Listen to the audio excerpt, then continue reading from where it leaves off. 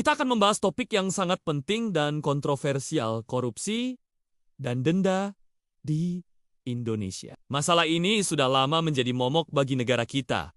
Tapi, seberapa parah sebenarnya? Mari kita lihat fakta-fakta mengejutkan yang berhasil diungkap. Pertama-tama, mari kita bahas kasus Tata Niaga Timah.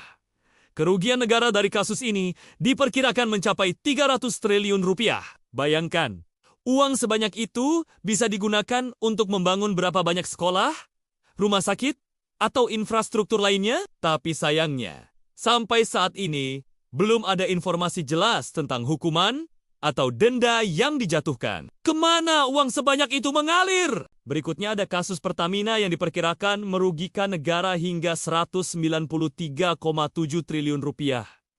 Angka yang fantastis bukan? Para tersangka bahkan terancam hukuman mati. Tapi pertanyaannya, apakah hukuman seberat itu bisa mengembalikan kerugian negara? Dan jika memang ada denda, kemana uang denda itu akan dialokasikan? Jangan lupakan juga kasus BLBI yang merugikan negara sekitar 138 triliun rupiah. Lagi-lagi, belum ada informasi jelas tentang hukuman atau denda. Apakah kasus sebesar ini akan dibiarkan begitu saja? Bagaimana dengan nasib uang rakyat yang hilang? Kasus Duta Palma juga tak kalah mencengangkan. Kerugian negara mencapai 78 sampai 104 triliun rupiah. Surya Darmadi divonis 15 tahun penjara dan denda 1 miliar rupiah.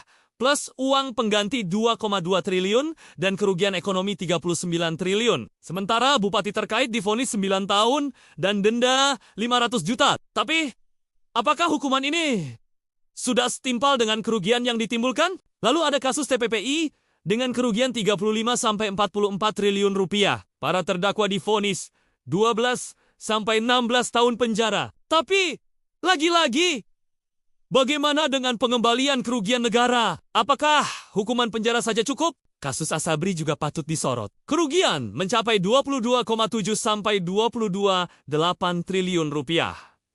Uang pengganti yang harus dibayar 5,73 triliun. Namun vonis dihentikan karena terdakwa sudah dihukum seumur hidup sebelumnya. Apakah ini berarti kerugian negara tidak akan pernah bisa dikembalikan? Sekarang, mari kita lihat ranking denda dan uang pengganti terbesar. Di posisi pertama ada kasus Jiwasraya dengan total 22,8 triliun rupiah yang harus dibayar Heru Hidayat dan Beni Cokro. Disusul kasus Asabri dengan 5,73 triliun dari Beni Cokro. Lalu ada Surya Darmadi dari kasus Duta Palma yang harus membayar 2,2 triliun plus 39 triliun, kerugian ekonomi dan denda 1 miliar. BLBI juga masuk daftar dengan potensi uang pengganti hingga 4,5 triliun per debitur. Sementara kasus TPPI dan Bupati Indragiri Hulu relatif lebih kecil dengan denda miliaran rupiah. Tapi jangan lupa, meski dendanya lebih kecil,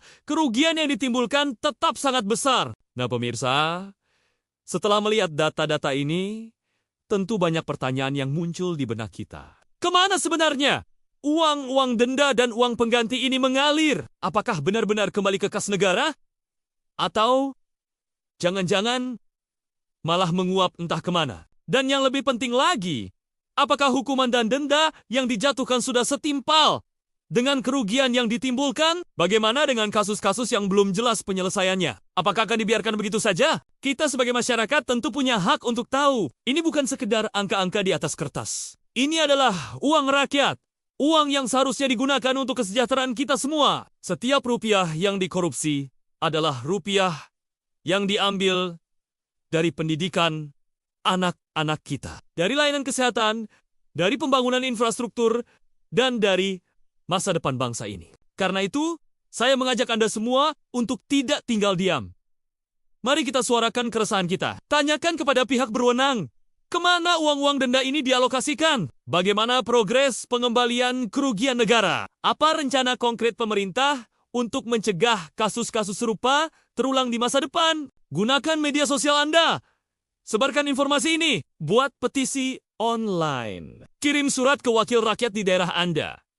Lakukan apapun yang bisa Anda lakukan dalam kapasitas Anda sebagai warga negara. Karena hanya dengan tekanan dari masyarakat, pemerintah, dan penegak hukum akan tergerak untuk bertindak lebih tegas. Jangan biarkan kasus-kasus ini berlalu begitu saja. Jangan biarkan para koruptor lolos tanpa hukuman yang setimpal. Dan yang terpenting, jangan biarkan uang rakyat yang sudah dikorupsi menguap begitu saja tanpa pertanggungjawaban yang jelas. Ingat, setiap rupiah yang kita selamatkan dari korupsi adalah rupiah yang bisa digunakan untuk membangun negeri ini. Setiap kasus yang kita ungkap adalah langkah menuju Indonesia yang lebih bersih dan lebih baik. Jadi, apa pendapat Anda tentang semua ini? Apakah Anda punya informasi tambahan tentang kasus-kasus yang saya sebutkan tadi? Atau mungkin Anda tahu kasus lain yang belum terungkap? Bagikan pemikiran Anda di kolom komentar. Mari kita diskusikan bersama dan cari solusi untuk masalah besar ini.